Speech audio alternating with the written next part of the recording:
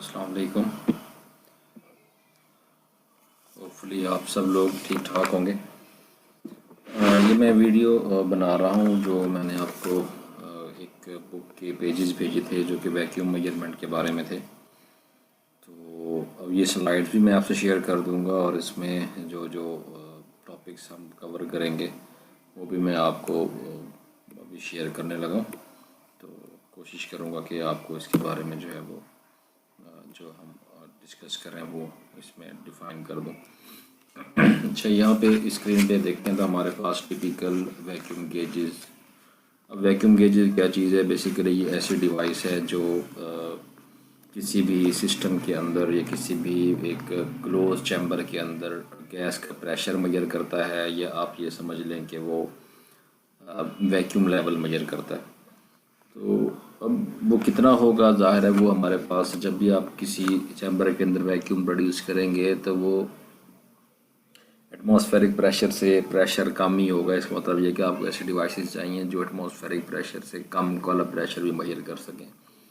और आमतौर पे जो रेंज हमारे पास जिसमें ये गेजेस मौजूद हैं जो कि मेजर कर सकते हैं वो फ्यू मिली बार से लेकर और 10 डेज पर -10 मिली बार तक ये मेजर कर सकते हैं।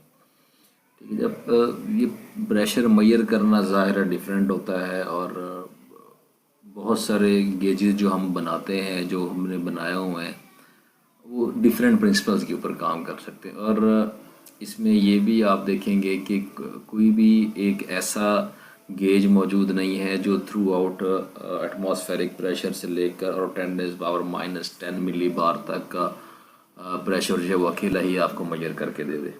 अगर आप इस फिगर पे देखें तो यहाँ पे ये मिली बार में प्रेशर दिया हुआ, ये 1000 मिली बार, और इसमें ये 1 मिली बार 10⁻³ -6 और ये 10⁻9 -10 मिली बार तक की प्रेशर दिए हुए। तो इस कंप्लीट रेंज को आप देखें कि कवर करने के लिए आपके पास कोई एक भी गेज मौजूद नहीं है। ये जो ABC अल्फ़ाबेट्स हैं ये बेसिकली यहाँ पे लिखे हुए हैं और इनके सामने जो गेज है उसका नाम लिखा हुआ है। फॉर एग्ज़ाम्पल ए के अगेंस्ट देखें तो यूट्यूब मैनोमीटर है, बी के अगेंस्ट कैप्सूल डायल है, ये स्ट्रेन है, मैकलेट गेज है, कैपेसिटेंस मैनोमीटर है, स्पिनिंग रोटर गेज है, पिरानी गेज है, थर्मोकपल है, पैनिंग है, आयोनाइजेशन है। ये सारे गेजेस के नाम है और हर एक का जो वर्किंग प्रिंसिपल है वो डिफरेंट है। और वर्किंग प्रिंसिपल के लिए आपके पास ये 3 कैटेगरीज है। कुछ मैकेनिकल गेजेस हैं। मैकेनिकल गेजेस में आपके पास मैकेनिकल वर्क होगा, गेज मैकेनिकल वर्क करेगा और उसके ज़रिए से प्रेशर मेजरमेंट करेगा। उसके बाद ट्रांसपोर्ट गेजेस हैं। ट्रांसपोर्ट गेजेस में आपके पास ट्रांसपोर्ट गेजेस जो है इनमें आपके पास गैस की वो होगी, मेन के ट्रांसपोर्ट होगी और उसको मेजर करेंगे कि एक इस ट्रांसपोर्ट फिनोमेना के दौरान गैस का कितना प्रेशर जो है वो फोर्स एक्सर्ट कर रहा है। वो ज़ाहिर है जितने गैस मालिक्यूल आपको पता है कि वो एक क्लोज चैम्बर में जब मूव करते रहते हैं तो जिस सरफेस से टकराते हैं वहाँ फोर्स एक्सर्ट करते हैं। बेसिकली ये फोर्स मेजर करके और उसमें करेंगे। और दूसरा जहाँ पे आयोनाइजेशन गेजेस हैं वहाँ पे वो गेजेस क्या करेंगे, पहले गैस को आयोनाइज करेंगे, आयोनाइज करने के बाद नंबर ऑफ़ आयंस को काउंट करेंगे। जितने नंबर ऑफ़ आयंस ज़्यादा होंगे उतना वो प्रेशर को ज़्यादा शो करेंगे, जितने नंबर ऑफ़ आयंस कम होंगे उस हिसाब से ये प्रेशर को कम शो करेंगे। ठीक है जी। तो इस बिहाफ पे ये बेसिकली कैटेगरीज बनाई हुई हैं और यहाँ पे आपको ये जितने गेजेस दिखाए गए हैं ये इन 3 में से किसी एक प्रिंसिपल के ऊपर वर्क कर रहे हैं। अच्छा, अगर आप नेक्स्ट देखें तो इसमें अब इनका जो रेलिवेंट कॉस्ट कंपैरिजन है वो रेलिवेंट कॉस्ट कंपैरिजन दिखाया गया। ज़ाहिर जब प्रिंसिपल डिफरेंट होगा उनका वर्किंग प्रिंसिपल तो उस हिसाब से उनकी जो क्या कहते हैं जिस पे वो जैसे वो जिस चीज़ से वो बनाए जाते हैं वो मटेरियल, उसकी कॉस्ट, वो हर चीज़ डिफरेंट होगी। और किसी भी चीज़ को जब आप कन्वर्ट करते हैं कि वो आपने उसको कमर्शियल यूज़ करना होता है तो उसकी 3 चीज़ें देखी जाती हैं जिसमें रिलायबिलिटी, एक्यूरेसी और रिपीटेबिलिटी।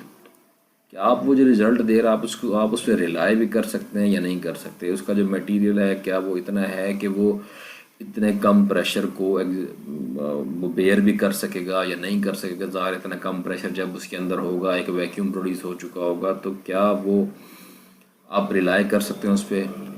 अब क्या वो जो प्रेशर की वैल्यू दे रहा है वो एक्यूरेट है या नहीं है, कितनी एक्यूरेट है। ज़ाहिर है जब आप ہائی پریشر پہ کام کر رہے ہوتے ہیں تو اس وقت آپ کے پاس جو ایرر کا چانس ہوتا ہے وہ کافی کم ہوتا ہے، لیکن جیسے جیسے آپ کے پاس پریشر کم ہوتا چلا جاتا ہے، ویکیوم بڑھتا چلا جاتا ہے، تو اس وقت آپ کے پاس جو ایرر کے چانسز ہوتے ہیں وہ بڑھتے چلے جاتے ہیں.